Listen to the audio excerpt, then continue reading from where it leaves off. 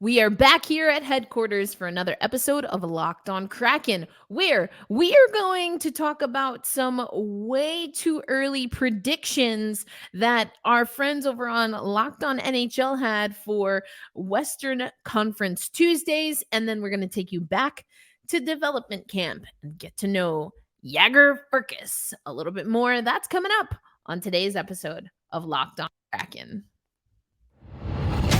You are Locked On Kraken, your daily podcast on the Seattle Kraken, part of the Locked On Podcast Network, your team every day.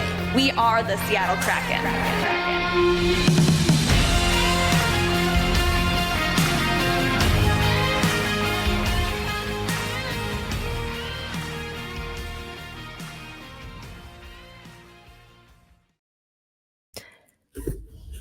Happy Tuesday, Seattle hockey fans. Welcome to another episode of Locked On Kraken, where we bring you your favorite team every single day. Erica L. Ayala here, your host of Locked On Kraken, which of course is part of the Locked On Podcast Network. You can find us wherever you listen to audio podcasts, and of course on YouTube, waving to the YouTubers right now. On today's episode, we're going to take you back to Locked On NHL for some way too early predictions. And of course, they talked about the Pacific Division and the Seattle Kraken. We're going to break that down first and then head back to development camp through the eyes of Jagger Furcus. We're going to get to know the Furcus Circus a little bit more. Of course, his first development camp was last year, came in this season, and you'll get to hear from him about the adjustment between last year's first ever development camp and coming back this season. We'll also talk about Furcus and what he was able to do in the playoffs, including that April hat trick. So all that is coming up. But just a reminder that you make us a part of your everyday routine. We are so grateful. I am so grateful as the host of Locked On Kraken. And now just make sure you incorporate Locked On NHL into your listening library, because as you can see, I'm pulling from the Locked On NHL show a little bit here. I've been loving what Dane and Seth have been doing regarding the Western Conference. And I also contribute on Locked On NHL every other Friday for the Women's Hockey Spotlight. So there's a lot going on in women's hockey, and we do talk about it some here on Locked On Kraken, but I will definitely have more of that on our Women's Hockey Spotlight every other Friday on Locked On NHL. As promised, though, let's get to this first conversation. We're going to get through about just a little over half of the segment on the Western Conference. I want you to hear what other people in the Western Conference think about the Pacific Division. So Seth is our host of Locked On Minnesota Wild, and Dane, the host of the Locked On Stars show. So although we're all in the Western Conference, neither of them keeps necessarily as strong a finger on the pulse on the Pacific Division as maybe we do. But I kind of like that, right? Sometimes we need an outside perspective. What does the rest of the conference think about the Pacific Division? What does the rest of the conference think about the Seattle Kraken? Or at least, what do Seth and Dane think about the Pacific Division and the Seattle Kraken? Let's take you to the first part of their conversation from Tuesday's episode on the Western Conference. Every single day, Dane Lewis, Seth Topal here with you on this Western Conference Tuesdays. We've discussed the Central Division. Now let's jump straight into the Pacific Division here, Seth. Starting with one of the newest member of the league, but a team that made it into the playoffs in their first year and maybe overperformed in some people's eyes, but the Seattle Kraken, an interesting team to say the least. I don't think people expected them to get as high as they did, but now the question is, can they do it again? Or were they kind of a one-hit wonder and we'll see them regress a little bit this coming year? You know, it's interesting because they didn't have the same path into the league as the Vegas Golden Knights did, where they just caught fire immediately. There were growing pains, and this was a Seattle team that has a very good core. And so the only thing I guess that I worry about with Seattle is some of those young players that are in that mix. Matty Beniers, for one, going through kind of that early slump where the league starts to kind of figure you out a little bit, and that leads to just some struggles from a goals perspective, a points perspective, things along that line. Other than that, I mean, it is a Seattle team, I think, that has some very good structure without really having gotten anything from Shane Wright whatsoever. So there's potential that if he comes in, he can be a little bit of a spark to help keep them going. Ultimately, again, you can take pretty much 3 teams from the Pacific and just strike them from the record immediately with Anaheim, San Jose, and probably Calgary. You can just take those 3 and throw them out of playoff contention. And so then at that point, you're really only having to try to leapfrog one team to get in. And I don't see the Central as having 2 wildcard teams this year. I think I think there are enough teams in the Western Conference that are trying to get back up to where I think we'll get 1 wild card from each. And so you look at the odds there, and I think it is in Seattle's favor to be one of those teams from the Pacific once again. But do you think it's limited to just wild card spot, or do you think there's a chance that they seep into that top 3? That's a tough one. At this point, I would have to say wild card, just because you have a Kings team that's added some real talent. Now, did they upgrade the goalie situation? That remains to be seen. You've got Edmonton, who is Edmonton, and then you've got, until they get told otherwise, the Stanley Cup champion Vegas Golden Knights. So I would say at this point, it's probably wild card for Seattle. Just feels like the right spot to put them here this season. I think that's a fair assessment, and it's, I think, like you kind of were alluding to, not necessarily a lack of talent on their end, but they're in a division that has some pretty great teams, including the team that finished above them, and a team that I think will also finish above the Seattle Kraken in the Los Angeles Kings, who were one of the best offenses in the league last year, but were missing that goaltending, and they added to the offense. They get Pierre-Luc Dubois. They, make some other moves here and there. I know they lose Sean Durzi to Arizona, but it really seems like all signs are pointing to this Kings team being great. Now, the question is, are they going to be good enough to finally kind of shake off this almost little brother role that they've taken in the Pacific the past few years, with, Edmonton seemingly always having their number, Vegas kind of being the new kid on the block, taking all the attention, and you have this Los Angeles team that's never really been that bad over the past handful of seasons, but they haven't reach that next level. Is this the year that they finally do it, or are they kind of doomed to still be in the middle somewhere?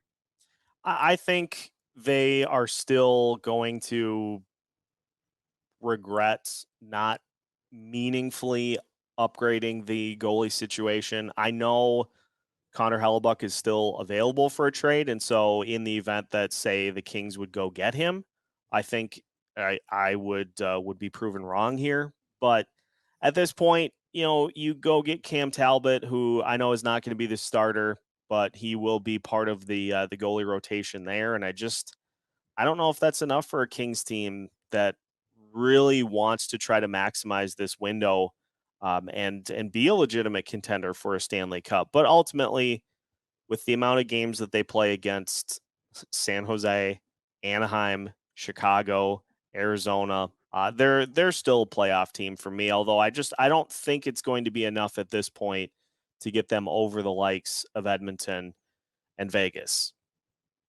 Yeah, it's so tricky, especially just from here. I mean, you need to see how these teams start the year, but then even then, you look at a team like Winnipeg, like you mentioned, started the year off one of the best teams in the league, and then we saw how things ended for them. So I'm curious to see how things go for LA early on and kind of how they attack their season, especially at the trade deadline. Maybe they get by with the goaltending that they have, and then at the deadline, you look to go out and get a true backbone piece that can, hold your team together for a deep playoff run. So I think if this team can, make it past the first round, they have the veteran leadership to kind of have that mental toughness that you need in order to push through. They have guys who have won the cup before and guys who know what it takes to win. So I think it's just a matter of kind of getting past that mental block of knowing that you can be a good and competitive team. But it is easier said than done, especially with teams in the division like the Edmonton Oilers, who don't look that much different than they did at the end of the season. But the big thing with them is that they have the best player on the planet, Connor McDavid, and then a top 5 player on the planet right behind him in Leon Draisaitl, if not the second best player. I mean, but again, you go back to this team doesn't look that different.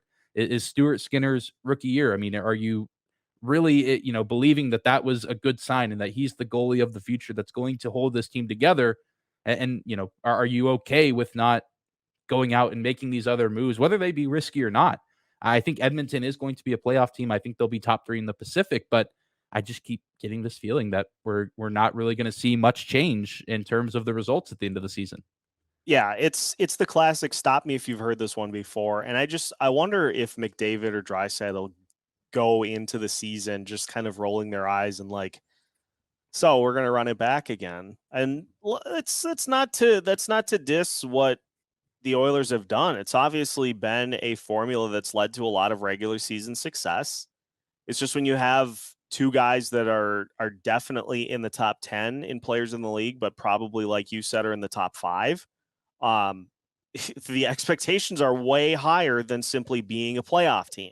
Now, for that portion of it, yes, they will be a playoff team, but boy, oh boy, you have to at some point do something to get to the cup final with these two guys, because every season that you don't feels like a missed opportunity, and it feels like it's closer and closer to them electing to go elsewhere and kind of see what they can do in a different location, as opposed to the same old that they've had with the Oilers for the last several seasons.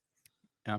It's funny that I know before we were recording, we were talking a little baseball and talking about the Angels. And if you follow the MLB, you know that there's the running joke of, you can have Mike Trout go 4 for 5 and, or hit Mike Trout hits for the cycle. And, Shohei Ohtani does something that hasn't been done since Babe Ruth did it back, in the 1900s when you couldn't even watch the game on TV, but the Angels still lose to the Tigers or the Oakland Athletics. And I feel like that's Edmonton, although at least Edmonton has made it to the postseason. But if Draisaitl and McDavid's careers ended today, where do you rank them amongst, the greatest ever, lace up skates and play this game? And obviously titles aren't everything, but they are a huge indicator of where your legacy lies in the hockey community. And I mean, this Edmonton team, like you said, if it's Stanley Cup Finals appearance or bust, I mean, anything below that is a sad season. And at that point, I mean, if I'm the star players, I mean, Leon Draisaitl only has 2 more years left on his deal.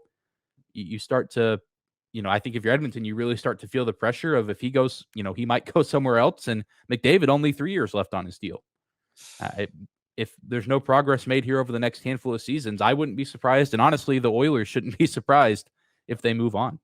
Yeah, I don't envy those guys and having to figure out how to keep those two happy over the next couple of years. And, the perfect example of Edmonton's woes is that they get to the conference final and then you have goals given up like the one from 3/4 ice that slipped past, I believe it was Mike Smith, and got past him, and it just was an absolute backbreaker in a game that it looked like they were going to win against the Avalanche. And it's like, what are we doing here, guys? Like, you can't afford to have those types of mistakes happen. And yet here we go. Yeah. It's disheartening, but at the same time, I mean, there's always going to be reason for optimism if you have those two guys leading your team. Only time will tell. So as I said, we're going to continue that conversation through to the next segment. Already some interesting things and some things that we've talked about here on Locked On Kraken, that we do have to be mindful of other teams in the Pacific Division as the Seattle Kraken, that the Seattle Kraken maybe caught lightning in a bottle, were punching up, arrived ahead of schedule, however you want to say it. And it's not going to be easy to maintain that, let alone to reach that same level, given the way the Pacific Division and the Western Conference is kind of situated. But there's a few more nuggets that I want you to hear. So that's coming up on Locked On Kraken. Today's episode of Locked On Kraken, once again brought to you by our friends at FanDuel. Take your first swing at betting Major League Baseball on FanDuel, and you will get 10 times your first bet amount back in bonus bets. That's right. Just bet $20 and you'll land $200 back in bonus bets. That's win or lose. That's $200 you can spend betting on everything from the money line to the over-under to who you think is going to hit the first home run in any given game on FanDuel. All on an app that is safe, it is secure, and it's super easy to use. Plus, you get your payouts instantly. There's no better place to bet on Major League Baseball than FanDuel, America's #1 sportsbook. So sign up today at fanduel.com/locked-on to get up to $200 back in bonus bets. That's fanduel.com/locked-on. FanDuel, the official partner of Major League Baseball. Once again, I want to thank you for making Locked On Kraken a part of that daily routine here, either on YouTube or on your favorite listening platform, which of course includes Sirius SXM.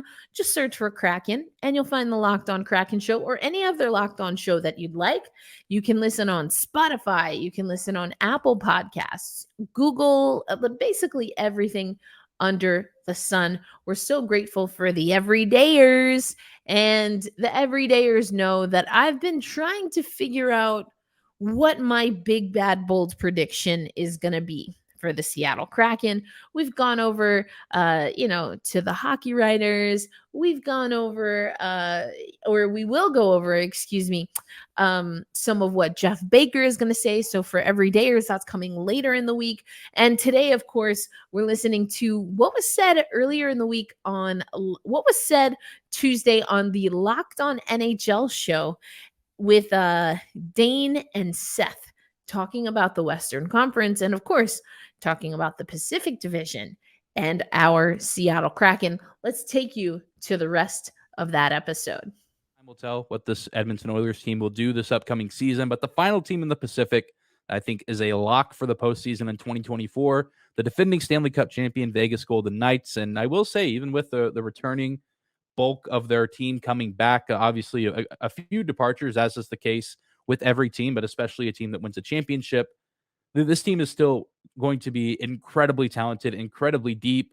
They've checked a lot of their big boxes for the offseason, a few pending RFAs for some guys at the bottom of the forward group. But I mean, the defense, of course, still going to be very strong. Aiden Hill's coming back.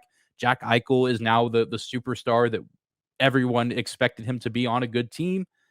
I mean, maybe there will be a little bit of a regression. I feel like it's never as easy as, we won the cup and we're bringing back all of our good players and everything's going to go off without a hitch. Obviously, Colorado had plenty of road bumps this past year. Things haven't always been perfect for the Lightning, so on and so forth. But I would be remiss to say that this team isn't. They're going to the playoffs and they're going to be top 3, if not top 2, in the Pacific Division. Is there any disagreement there on your end? No, I think Vegas is, as constructed, still one of the best teams in the Pacific Division.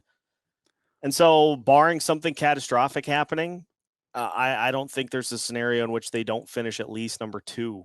But it's probably looking more like they'll be the number 1 team once again. And I mean, it's Vegas. Like, just place your bets now. Yeah, yeah. That it's just going to be a tough team to beat. I mean, they showed the recipe in the playoffs of building a championship contender, and those pieces are still in place. But it doesn't mean that other teams won't get close to trying and other teams won't be gunning to take their spot. And we've now kind of laid out the roadmap of the teams we think will be going back or, retaining their spots in the postseason. But there's still a few teams that I think will be on the fringe, and Seth as well, that think could get into the playoffs or at least will be competing until the final days of the season. And we'll dive into some of those teams to close out the show coming up next. And as always, I want to thank you for making Locked On Kraken a part of your daily routine. This is our Tuesday episode, coinciding with the Western Conference Roundup on Tuesdays, every Tuesday for the Locked On NHL channel. So you make us a part of your daily routine. Check out Locked On NHL. Check out some of the other Locked On shows. It's a good thing to do in the off season just to get a feel for what's going on around the National Hockey League, what's happening in the Western Conference, what's happening in the Pacific Division, and also, how do other people feel about the moves being made? And we're going to get into a little bit about that regarding the moves the Seattle Kraken are making, I should say, from a Seattle Kraken beat writer. That is, of course, Jeff Baker for the Seattle Times. We're going to do that on Wednesday's episode, tomorrow's episode of Locked On Kraken. So make sure you are tuned in. All right. But before we talk about the moves that the Seattle Kraken have made, let's take you back to development camp. We're going to talk about Jaeger Furcus. And I talked about the hockey news earlier, and there's actually a really good write-up on Jaeger Furcus in the Hockey Writers. It's entitled, Jaeger Furcus Doesn't Care About Your Size Concerns. And there's an interview with Jaeger Furcus of the Moose Jaw Warriors in there. It's by Stephen Ellis. And this came out about a year ago this month. And so this is what I love about this article right off the bat. Quote, the 2022 NHL draft was no shortage of incredible names. And then the article goes on later on to say, but none beats Jaeger Furcus, a projected first-round pick from the Moose Jaw Warriors. The story about his name, though, is lame. His parents saw it, liked it, and named him that. No interesting backstory, no crazy roots. They liked it, and that's it. At least he knows it's one of the best names in hockey right now, and that counts for something. Goes on to talk about Jaeger in the CHL Top Prospects game, of course, playing with the Moose Jaw Warriors, and I mentioned, again, a hat trick. He's been nicknamed, quote, again, the Furcus Circus. Furcus's creativity was a highlight of the draft season. He scored a lacrosse goal during a playoff game and seemingly had no issue taking on any defenseman in the league. Furcus's 80 points were good for second among first-year eligible draft prospects, doing so on a Moose Jaw team that finished second in the East Division in Winnipeg, a whole 30 points behind the ice.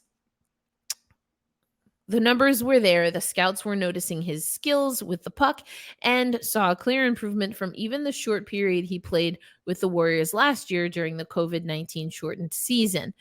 And again, the story goes on. And I like how it starts wrapping up and saying Furcus is as confident as it comes.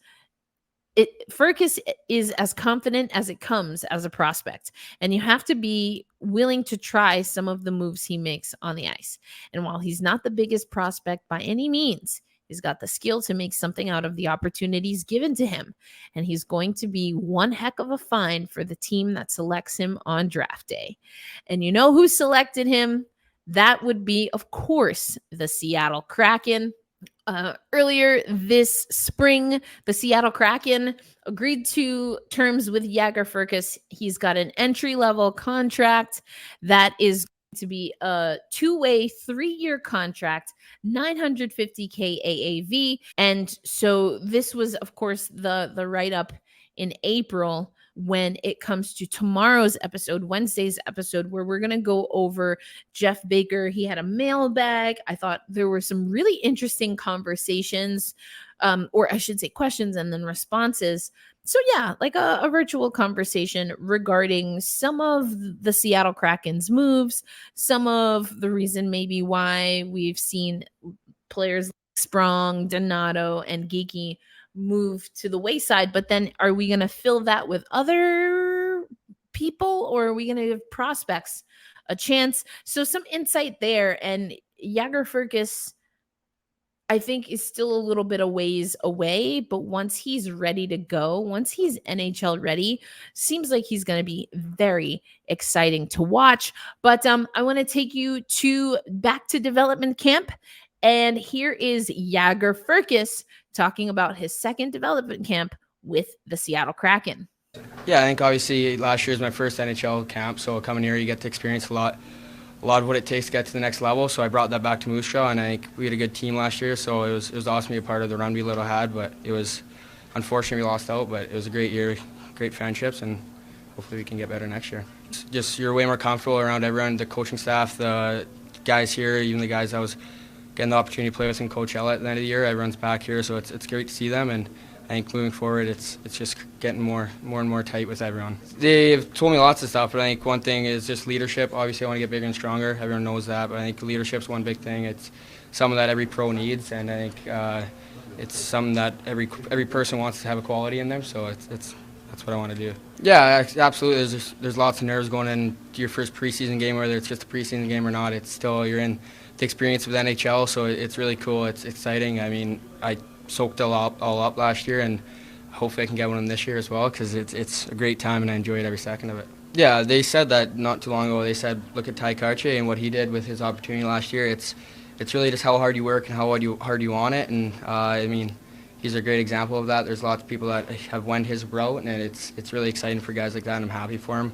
I mean, it's a cool story, so it's good to see for him. There's everything. I mean, even my shot, I think I have a good shot as well, but obviously there's still room to improve. It's not an NHL level shot, I don't believe. Maybe some people do, but I want to get faster, I want to get bigger, I want to get stronger. It's pretty nonchalant answer, but I mean, that's what I want to do, is just get bigger, stronger, faster, and leadership qualities is big for me as well. Very. It was exciting. Obviously, you want to be able to participate in runs like that and be a part of it and get to see what it takes to get to the last round of the playoffs. And it's really cool, how hard you have to battle, whether it's just a practice. They didn't stop battling in practice. It was the same compete from the day I was started there and to the day I ended. It was really cool to see, honestly. Everyone was so professional there, the staff, the players. They wanted to win, and it showed. I don't know. I think it was just me having fun, I guess, honestly. It's playoffs are the best time of the year, I think, so going out there and just making sure you're doing your part for the team and moving forward, I think I knew I did step up a role in playoffs especially, so I did that, and I think it was awesome to see that things started to go my way. So from the Firkus Circus himself, Jagger, talking about leadership, about coming into camp again, and expectations and the like. So that's Jagger Firkus. Again, all of the media availabilities that we play on the show should be available on our YouTube channel. And there's playlists for different prospects, for specific athletes, or just media availability overall, where you can find that. So check out our playlist. If you're not already, subscribe to Locked On Kraken. We are able to house a lot more bonus content over there than on audio, so check that out. But that's going to do it. Again, tomorrow we're walking through a mailbag. Jeff Baker in the Seattle Times had a mailbag a little while back, and there were just some things that popped out to me that I want to talk about, so we'll get into that on Wednesday's episode of Locked On Kraken. Until then, be kind to yourself, be kind to one another, hold fast, stay true, and loud and proud we say, let's go Kraken. I'll see you on the next episode. Peace.